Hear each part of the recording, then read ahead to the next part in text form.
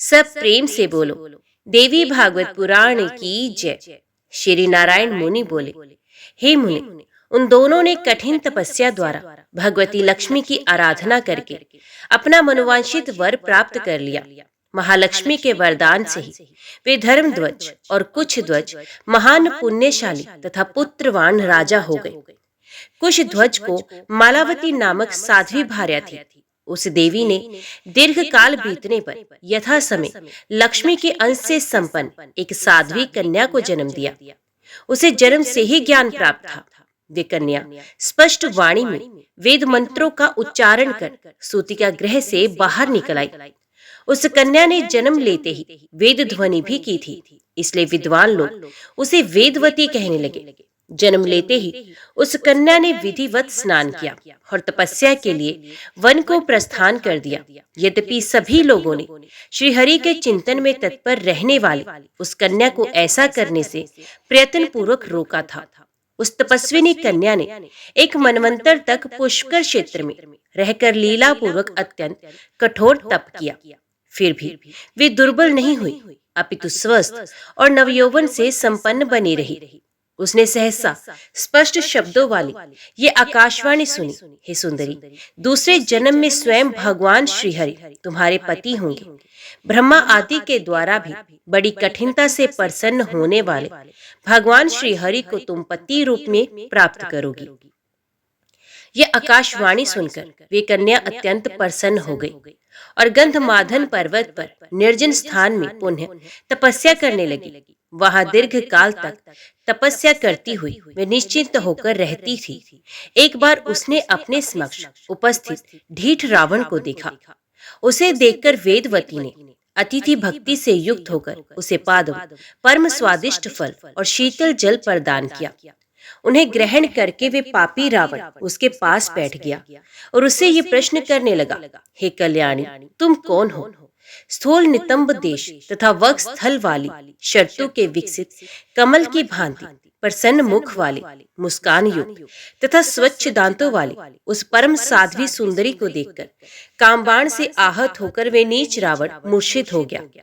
वे वेदवती को हाथ से खींचकर श्रृंगारिक चेष्टाएं करने लगा।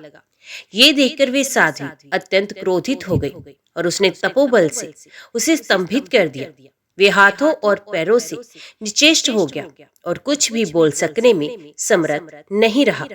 वे मन ही मन उस कमल नैनी देवी की शरण में गया और उसने उसका स्तवन किया।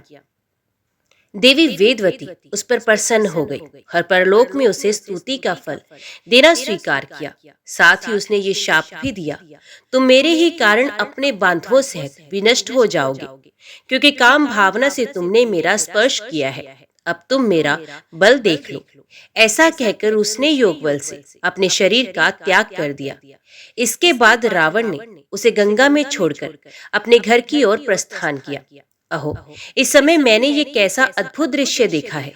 इस देवी ने इस समय पर क्या कर डाला, ऐसा सोच सोचकर वे रावण बार बार विलाप करता रहा। हे मुने, वही साध्वी वेदवती दूसरे जन्म में जनक की पुत्री के रूप में आविर्भूत हुई और वे देवी सीता देवी इस नाम से विख्यात हुई, जिनके कारण रावण मारा गया। पूर्व जन्म की तपस्या के प्रभाव से उस महान तपस्विनी वेदवती ने परिपूर्णतम भगवान श्री राम को पति रूप में प्राप्त किया। तपस्या के द्वारा उस देवी ने अत्यंत कठिनता से संतुष्ट होने वाले तथा सबके आराध्य जगतपति श्री राम को प्राप्त किया था। उस सुंदरी सीता ने अत्यंत दीर्घ काल तक भगवान श्री राम के साथ विलास किया। उसे पूर्व जन्म की बातों का स्मरण था, फिर भी पूर्व समय में तपस्या के कष्ट पर उसने ध्यान नहीं दिया। उसने सुखपूर्वक उस कलेश का त्याग कर दिया था, क्योंकि परिणाम के उत्तम होने पर दुख भी सुख के रूप में हो जाता है। उन सुकुमार श्री राम को प्राप्त करके उस नव यौवना साध्वी ने दीर्घ काल तक नाना प्रकार के ऐश्वर्य को प्राप्त किया। उसने अपनी अभिलाषा के अनुरूप ही गुणवान, रसिक, शांत, कमनीय स्त्रियों के लिए कामदेव तुल्य, मनोहर एवं सर्वश्रेष्ठ देव को प्राप्त किया था। तदंतर रघुकुल की वृद्धि करने वाले सत्य संकल्प श्री राम बलवान काल से प्रेरित होकर अपने पिता के वचन को सत्य करने के लिए वन में चले गए। वे सीता और लक्ष्मण के साथ समुद्र के समीप स्थित थे। उसी समय भगवान ने विप्र रूपधारी अग्निदेव को वहां देखा।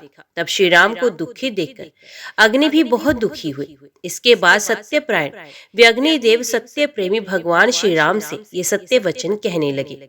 हे भगवान, हे श्री राम, सुनिए, ये जो काल आपके समक्ष उपस्थित है वे सीता हरण के समय के रूप में ही आया हुआ है। देव का प्रतिकार अत्यंत कठिन है। उस देव से बढ़कर बलवान अन्य कोई नहीं। अतः आप इस समय जगत जननी सीता को मुझ में स्थापित करके छाया में सीता को अपने साथ रख लीजिए। इनकी परीक्षा का समय आने पर मैं इन सीता को पुनः आपको सौंप दूंगा। मैं ब्राह्मण नहीं हूँ, अपितु इसी कार्य हेतु देवताओं के द्वारा भेजा गया साक्षात अग्निदेव हूँ। श्री राम ने उनकी ये बात सुनकर लक्ष्मण को बताए बिना ही अत्यंत दुखी मन से ये वचन स्वीकार कर लिया।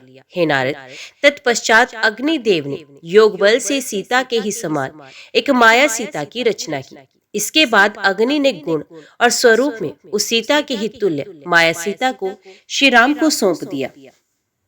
श्री राम इस गुप्त रहस्य को प्रकट करने का निषेध करके माया सीता को साथ लेकर चल पड़े। लक्ष्मण तक इस रहस्य को नहीं जान पाए तो दूसरे की तो बात ही क्या। इसी बीच श्री राम ने एक स्वर्ण मृग देखा।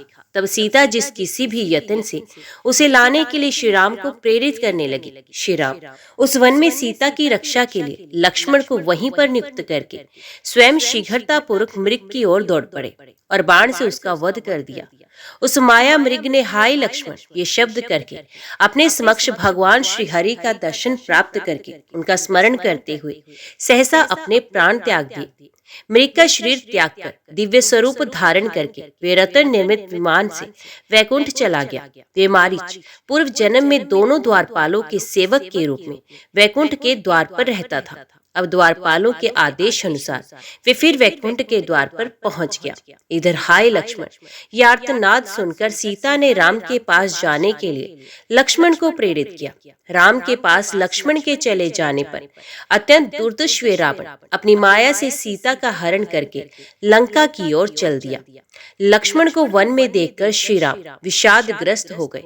अपने आश्रम पर तत्काल पहुंचकर जब उन्होंने सीता को नहीं देखा तब वे मूर्छित हो गए और पुनः चेतना आने पर उन्होंने बार बार बहुत विलाप किया। इसके बाद सीता को खोजते हुए वे बार बार इधर उधर भटकने लगे।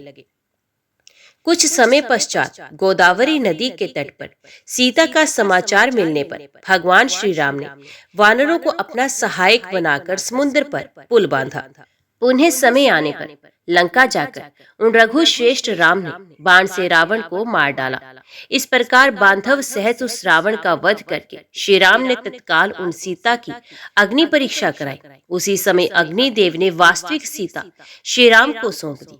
तब छाया में सीता ने विनम्र होकर अग्निदेव और श्री राम से कहा, अब मैं क्या करूं?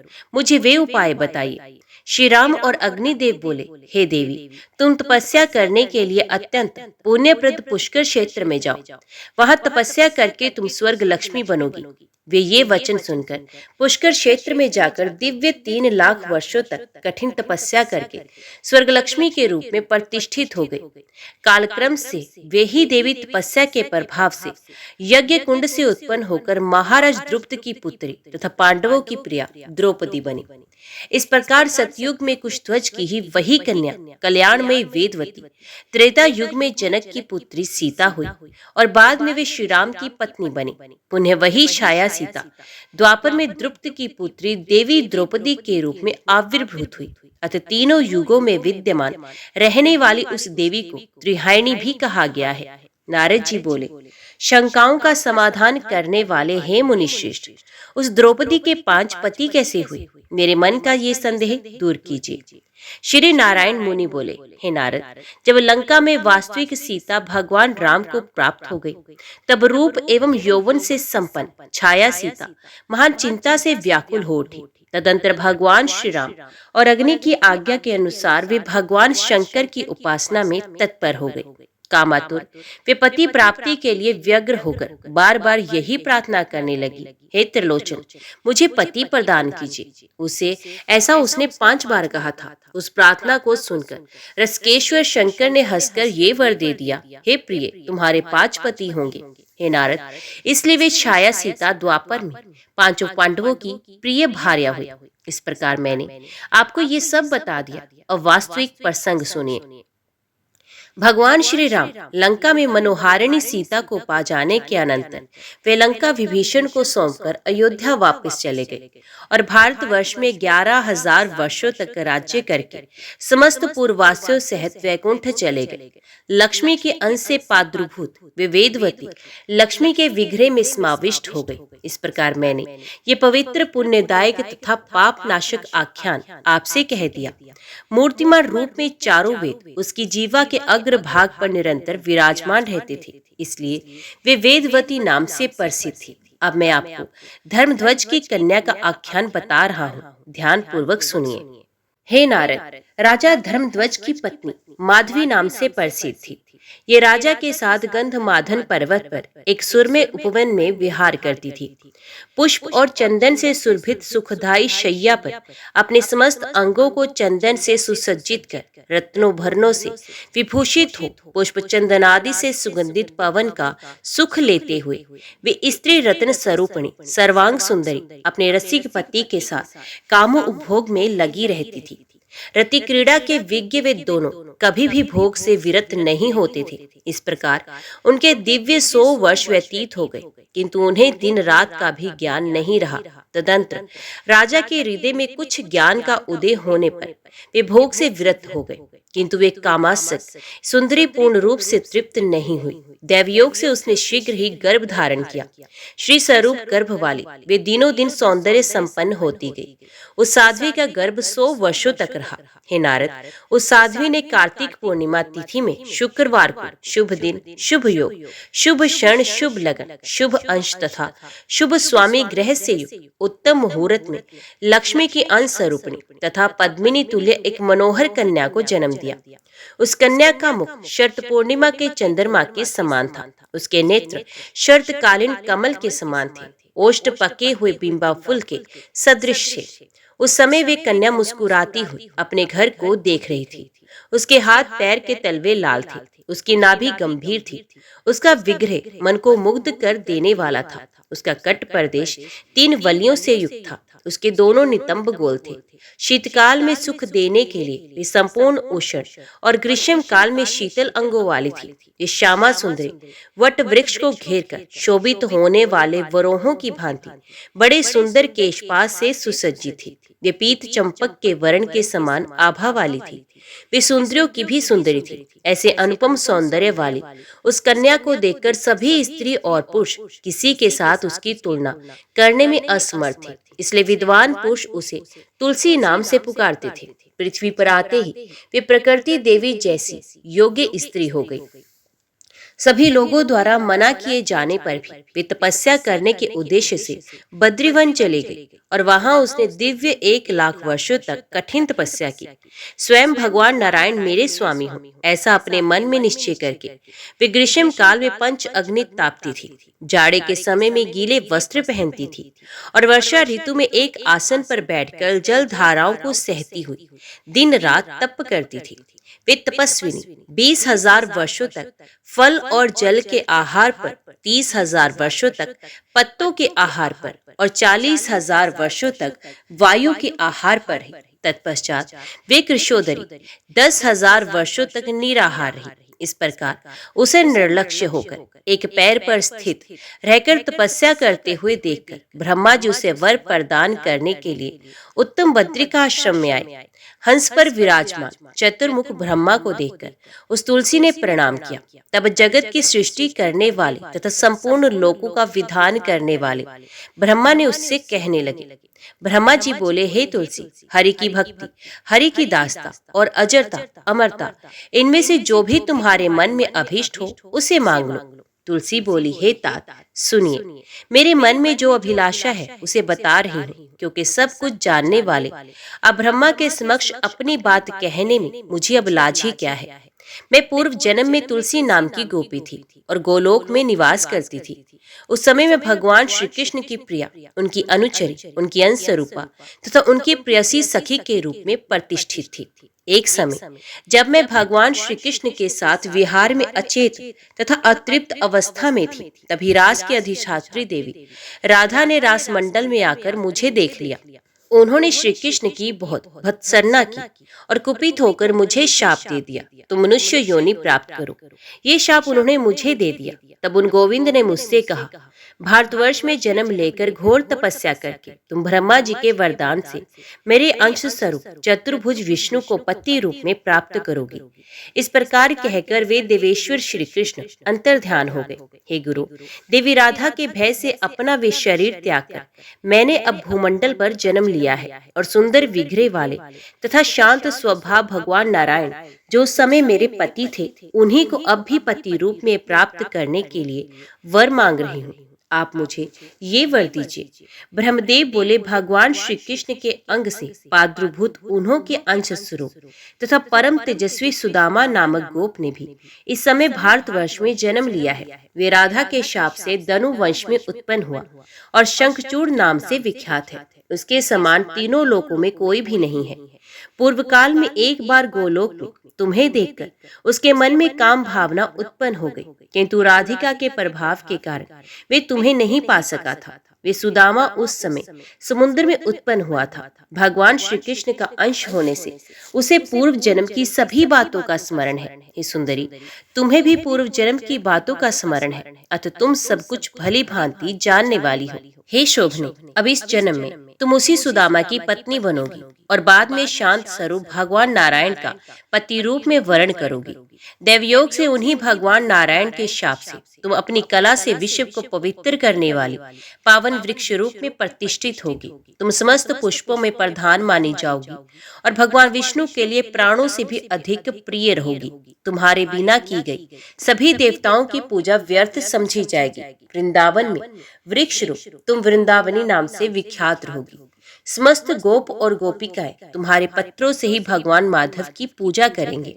तुम मेरे वर के प्रभाव से वृक्षों की अधिष्ठात्री देवी बनकर गोप स्वरूप भगवान श्री कृष्ण के साथ स्वे इच्छा पूर्वक निरंतर विहार करोगी। हे नारद, ब्रह्मा जी की ये वाणी सुनकर तुलसी मुस्कुराने लगी और उसका चित्त प्रफुल्लित हो गया। उसने ब्रह्मा जी को प्रणाम किया और फिर वे उनसे कुछ कहने लगी। तुलसी बोली, हे तात, मैं ये सत्य कह रही हूँ, दो भुजाओं वाले श्याम सुंदर श्री कृष्ण के प्रति जैसी मेरी रुचि है, वैसी चार भुजाओं वाले श्री कृष्ण के लिए नहीं है, क्योंकि मैं देव योग से श्रृंगार भंग होने के कारण गोविंद से अभी भी अतृप्त ही हूँ। मैं तो उन गोविंद की आज्ञा मात्र से ही चतुर्भुज श्रीहरि के लिए प्रार्थना कर रही हूँ। अब तो मैं आपकी कृपा से उन अत्यंत दुर्लभ गोविंद को निश्चित रूप से प्राप्त कर लूंगी। हे प्रभु, साथ ही आप मुझे राधा के भय से भी मुक्त कर दीजिए। ब्रह्मदेव बोले, हे सुभगे, मैं तुम्हें भगवती राधिका का 16 अक्षरों वाला मंत्र प्रदान करता हूँ। तुम इसे ग्रहण कर लो। तुम मेरे वर के प्रभाव से उन राधा के लिए प्राण तुल्य हो जाओगे। तुम दोनों श्री कृष्ण और तुलसी के गुप्त प्रेम को राधिका नहीं जान पाएंगी। राधा के समान ही तुम गोविंद की प्रेयसी हो जाओगी। हे मुने, ऐसा कहकर जगत की रचना करने वाले ब्रह्मा ने देवी तुलसी को भगवती राधा के षोडशाक्षर मंत्र, स्तोत्र, उत्तम कवच, समस्त पूजा विधान और पुरुषचर्या विधि के क्रम बता करके उसे उत्तम शुभ आशीर्वाद प्रदान किया। तत्पश्चात तुलसी ने पूर्वोक्त विधि से भगवती राधा का पूजन किया और उनकी कृपा से वे देवी तुलसी भगवती लक्ष्मी के समान सिद्ध हो गई। ब्रह्मा जी ने जैसा कहा था उस मंत्र के प्रभाव से ठीक वैसा ही वर तुलसी को प्राप्त हो गया। उसने विश्व में दुर्लभ महान सुखों का भोग किया। मन प्रसन्न हो जाने के कारण उस देवी के तपस्या जनित सभी कष्ट दूर हो गए, क्योंकि फल की प्राप्ति हो जाने के बाद मनुष्यों का दुख उत्तम सुख में परिणत हो जाता है। तदंतर भोजन पान आदि करके तथा संतुष्ट होकर उस तुलसी ने पुष्प चंदन से चर्चित मनोहर शैया पर शयन किया। हे नारद, एक समय की बात है। विष्णुध्वज की नवयौवन संपन्न कन्या तुलसी अत्यंत संतुष्ट तथा प्रसन्नचित होकर शयन कर रही थी। उसी समय कामदेव ने उस पर अपने 5 बाण चला दिए। पुष्प तथा चंदन से अनुलिप्त अंगों वाली वे कन्या कामदेव के पुष्प बाण से परितप्त हो गई। उसका सारा अंग पुलकित हो उठा, उसके शरीर में कैंपर्चकी होने लगी और उसकी आंखें लाल हो गई। वे क्षण भर में सूख जाती थी और दूसरे क्षण में मूर्छित हो जाती थी, पुनः क्षण भर में उद्गिन हो उठती थी और फिर क्षण भर सुखदायक तंद्रा से युक्त हो जाती थी। वे क्षण भर उत्पन्न हो जाती थी और फिर तुरंत प्रसन्न हो जाती थी, क्षण भर में सचेत हो जाती थी और क्षण में विषादग्रस्त हो जाती थी। ये कभी शैया से उठती हुई, कभी क्षण भर में पास में ही टहलती हुई, क्षण भर में उद्वेग पूर्वक घूमती हुई और क्षण भर में बैठती हुई दिखाई पड़ती थी और फिर क्षण भर में ही अत्यंत उद्गिन होकर अपनी छैया पर पुनः सो जाती थी। पुष्प तथा चंदन से सुसज्जित छैया उसे कांटों जैसी लगने लगी। दिव्य सुख और सुंदर फल तथा जल उसके लिए विष तुल्य हो गए।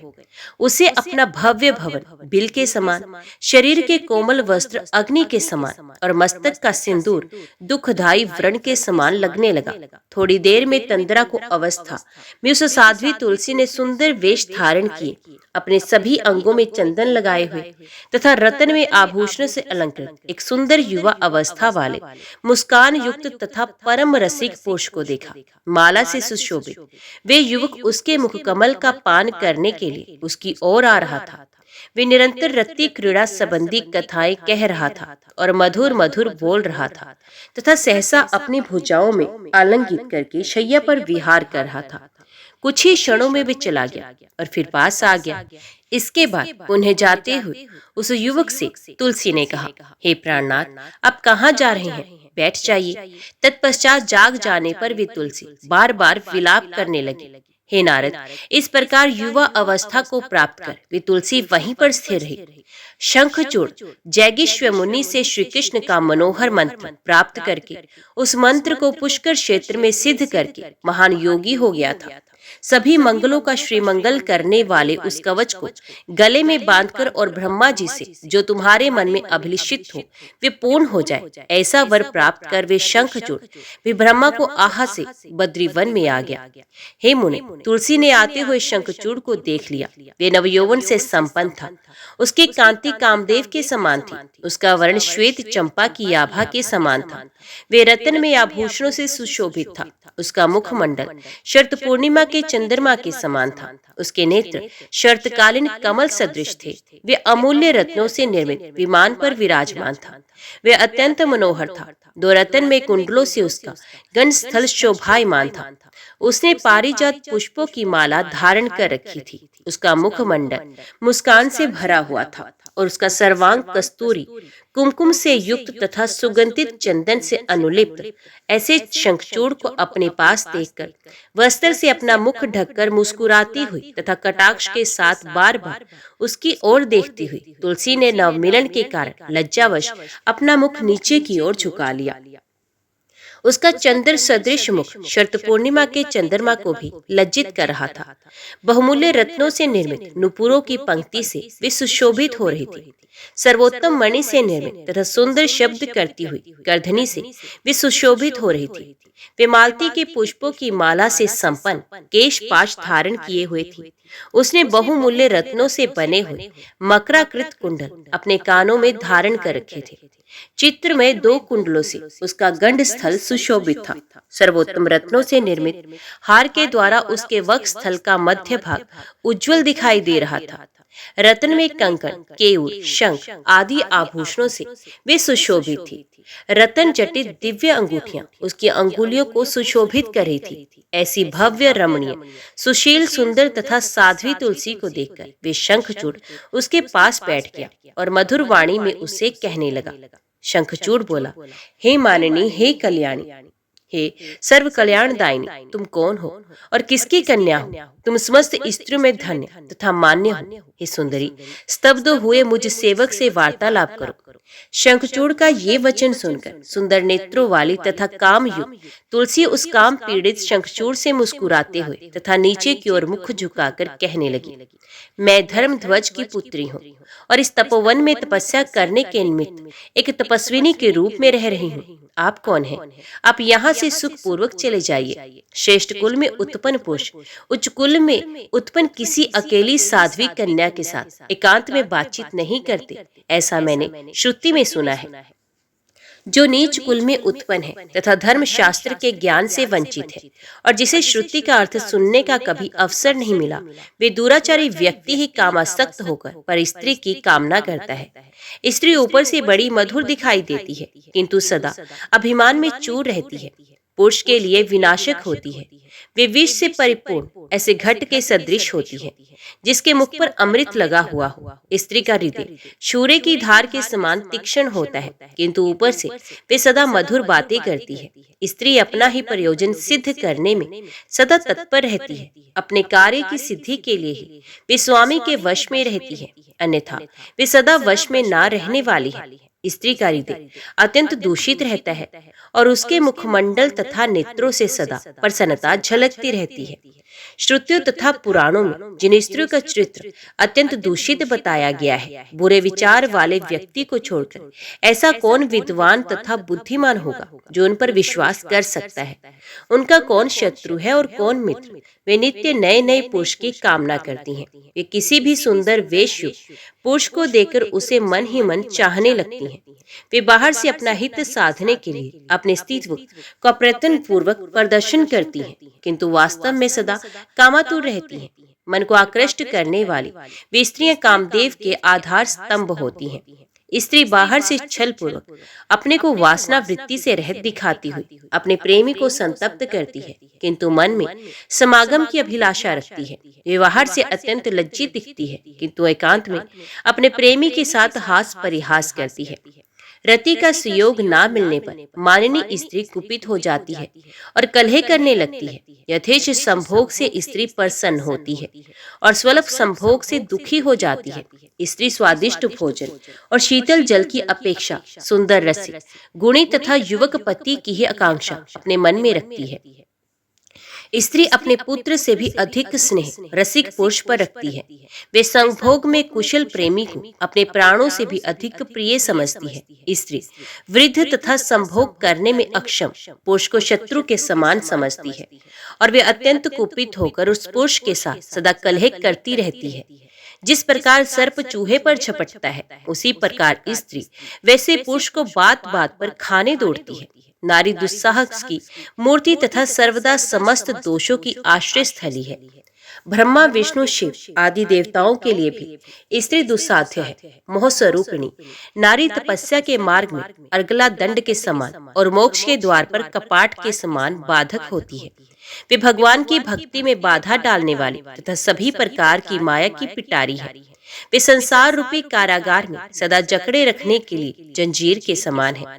स्त्री इंद्रजाल स्वरूप तथा स्वप्न के समान मिथ्या कही गई है। स्त्री बाहरी सौंदर्य तो धारण करती है, किंतु इसके भीतरी अंग अत्यंत कुत्सित रहते हैं। स्त्री का शरीर विष्टा मूत्र विवादी का आधार मलयुक्त दुर्गंधी दोष से परिपूर्ण रक्त रंजित तथा अपवित्र रहता है। पूर्व समय में ब्रह्मा ने स्त्री का सृजन मायावी पुरुषों के लिए माया स्वरूपिणी के रूप में, मुमुक्ष जनों के लिए विश्व स्वरूपिणी रूप में तथा उसकी कामना करने वालों के लिए अदृश्य रूपिणी के रूप में किया था। हे नारद, उस शंखचूड़ से ऐसा कहकर जब तुलसी चुप हो गई, तब उसने हंसकर कहना आरंभ किया। शंखचूड़ बोला, हे देवी, तुमने जो कुछ कहा वे सभी असत्य नहीं है, किंतु अब मुझसे भी कुछ सत्य तथा कुछ असत्य के विषय में सुन लीजिए। विधाता ने सबको मोहित करने वाला नारी रूप वास्तविक और अवास्तविक दो प्रकार से रचा है। वास्तविक रूप प्रशंसनीय और दूसरा रूप निंदनीय है। लक्ष्मी, सरस्वती, दुर्गा, सावित्री, राधा आदि आद्य शक्तियां सृष्टि के सूत्र रूपा है। इन्हीं से सृष्टि का प्रारंभ हुआ है। इन देवियों के अंश से प्रकट स्त्री रूप वास्तविक कहा गया। ये श्रेष्ठ यशो रूप तथा समस्त मंगलों का कारण है। शत्रुपा, देवहूति, स्वधा, स्वाहा, दक्षिणा, शायावती, रोहिणी, वरुणानी, शची, कुबेर की पत्नी, अदिति, दिति, लोपामुद्रा, अनुसुया, कोटभी, तुलसी, अहिल्या, अरुंधति, मेना, तारा, मंदोदरी, दमयंती, वेदवती, गंगा, मनसा, पुष्टि, तुष्टि, समृद्धि, मेधा, कालिका, वसुंधरा, षष्ठी, मंगल चंडी, धर्मपत्नी, मूर्ति, स्वसित, श्रद्धा, शांति, कांति, कुशांति, निद्रा, तंद्रा, शुद्धा, पिपासा, संध्या, दिवा, रात्रि, संपत्ति, धृति, कीर्ति, क्रिया, शोभा, प्रभा और शिवा। ये देवियां जो स्त्री रूप में प्रकट हैं, ये प्रत्येक युग में श्रेष्ठ मानी गई हैं। जगदम्बा की कला के कलांश से उत्पन्न जो स्वर्ग की दिव्य अप्सराएं हैं, उन्हें अपशस्त्र तथा संपूर्ण लोकों में पुंसली रूप में कहा गया है। स्त्रियों का जो सत्व प्रधान रूप है, वही सर्वथा समीचीन है। अपने प्रभाव के कारण वे ही उत्तम तथा साध्वी स्वरूप स्त्रियां संपूर्ण लोकों में प्रशंसित हैं। उन्हीं को वास्तव रूपा कहना चाहिए, ऐसा विद्वान पुरुष कहते हैं। रजो रूप और तमो रूप की कलाओं के भेद से अनेक प्रकार की स्त्रियां प्रसिद्ध हैं। रजोगुण का अंश जिनमें प्रधान है, वे मध्यम श्रेणी की हैं और वे भोगों में आसक्त रहती हैं। सुख भोग के वशीभूत होकर वे सदा अपने ही कार्य में संलग्न रहती हैं। वे कपट युक्त, मोहकारिणी तथा धर्म के अर्थ से प्रामुख रहती हैं। अतः रजोगुण प्रधान स्त्री में साध्वी भाव कभी नहीं उत्पन्न हो सकता। विद्वान लोग इसे स्त्रियों का मध्यम रूप कहते हैं। तमो रूप दुर्निवार्य है। बुद्धिमान पुरुषों ने इस रूप को अधम कहा है। हे देवी, तुमने जो कहा है कि उत्तम कुल में उत्तम विद्वान पुरुष निर्जन, जल विहीन तथा एकांत स्थान में किसी पर स्त्री से कुछ भी नहीं पूछता, ये तो उचित ही है। किंतु हे शोभनी, मैं तो इस समय ब्रह्मा की आज्ञा से ही तुम्हारे पास आया हूँ और गंधर्व विवाह की विधि के अनुसार तुम्हें पत्नी रूप में ग्रहण करूंगा। देवताओं को संतुष्ट करने वाला शंखचूड़ मैं ही हूँ। मैं धनुवंश में उत्पन्न हुआ हूँ। विशेष बात यह है कि पूर्व जन्म में मैं श्री हरि के साथ उनके पार्षद रूप में रहने वाले 8 गोपों में सुदामा नामक एक गोप था। देवी राधिका के शाप से इस समय मैं दानवेंद्र बन गया हूँ। कृष्ण के मंत्र के प्रभाव के कारण मैं पूर्व जन्म की सभी बातें जानता हूँ। तुम्हें भी अपने पूर्व जन्म की बातों का स्मरण होगा कि तुम उस समय तुलसी थी और श्री हरि ने तुम्हारे साथ विहार किया था, और वही तुम राधिका के कोप के कारण भारत भूमि पर उत्पन्न हुई हो। उस समय मैं तुम्हारे साथ रमण करने के लिए बहुत लालायित था, किंतु राधिका के भय के कारण ऐसा नहीं हुआ। हे महामुनि, इस प्रकार कहकर जब वे शंखचूड़ चुप हो गया, तब प्रसन्नता से युक्त तुलसी ने हंसते हुए कहना आरंभ किया।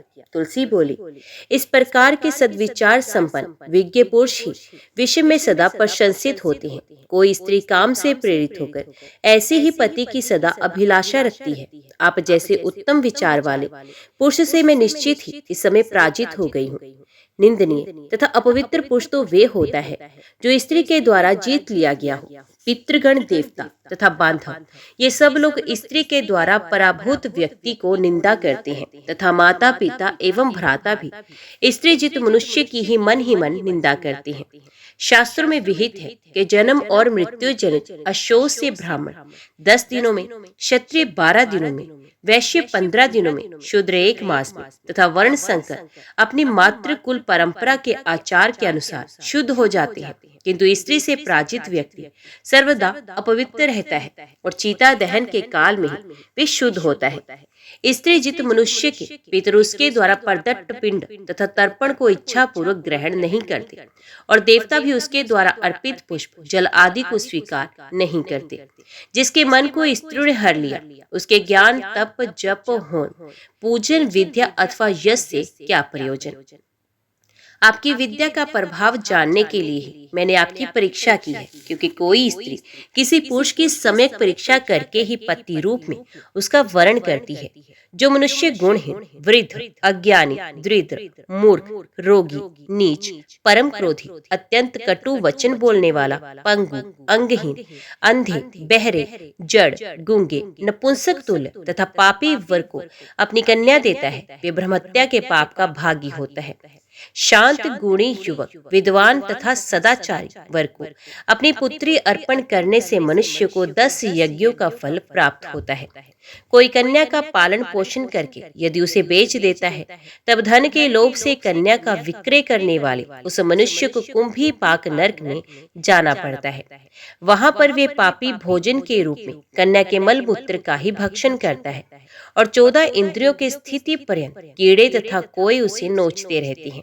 तदंतर वे फिर से जन्म प्राप्त करता है और अनेक रोगों से ग्रस्त रहता है। वे दिन रात मांस होता है और मांस विक्रय करता है, ये निश्चित है हे तपोनिधि। इस प्रकार कहकर देवी तुलसी चुप हो गई। ब्रह्मा बोले, हे शंखचूड़, तुम इसके साथ क्या बातचीत कर रहे हो? गंधर्व विवाह की विधि के अनुसार अब तुम इसे स्वीकार करो, क्योंकि तुम पुरुषों में रतन हो और ये साध्वी तुलसी भी स्त्रियों में रतन है। एक प्रवीण स्त्री का एक प्रवीण पुरुष के साथ संयोग बड़ा कल्याणकारी होता है। हे राजन, निर्वाद तथा दुर्लभ सुख को पाकर भला कौन उसका त्याग करता है? जो मनुष्य विरोध रहित सुख का त्याग करता है वे पशु है, इसमें संदेह नहीं। इसके बाद ब्रह्मा जी ने तुलसी से कहा, हे सती, तुम ऐसे गुणी और समस्त देवताओं, असुरों तथा दानवों का दमन करने वाले पति की क्या परीक्षा ले रही हो? जिस प्रकार विष्णु के पास लक्ष्मी, श्री कृष्ण के पास राधिका, मुझ ब्रह्मा के पास सावित्री, भगवान शिव के पास भवानी, भगवान वराह के पास धरा, यज्ञ के पास दक्षिणा, अत्रि के पास अनुसुया, नल के पास दमयंती, चंद्रमा के पास रोहिणी, कामदेव के पास साध्वी रति, कश्यप के पास अदिति, वशिष्ठ के पास अरुंधति, गौतम के पास अहिल्या, कर्दम के पास देवहूति, बृहस्पति के पास तारा, मनु के पास शत्रुपा, यज्ञ के पास दक्षिणा, अग्नि के पास स्वाहा, इंद्र के पास शची, गणेश के पास पुष्टि, सकंद कार्तिकेय के पास देवसेना और धर्म के पास साध्वी मूर्ति पत्नी रूप से प्रतिष्ठित है। उसी प्रकार तुम भी शंखचूड़ की सौभाग्यवती प्रिया बन जाओ और हे सुंदरी, अपने सुंदर प्रियतम के साथ विभिन्न स्थानों पर अपनी इच्छा के अनुसार निरंतर विहार करो। अंत में तुम गोलोक में पुनः भगवान श्री कृष्ण को तथा वैकुंठ में चतुर्भुज श्री विष्णु को प्राप्त करोगी। जय मां भगवती, जय मां दुर्गा। आज की वीडियो में इतना ही। उम्मीद करती हूँ वीडियो आपको पसंद आई होगी। वीडियो पसंद आई हो तो वीडियो को लाइक और चैनल को सब्सक्राइब जरूर कीजिएगा। जय माता दी लिखकर कमेंट बॉक्स में अपनी हाजिरी और अपने सुझाव देना ना भूलेगा। तो मिलते हैं अगली कथा अगले अध्याय के साथ। तब तक के लिए देखते व सुनते रहिए। जय मां कंजर, जय माता दी।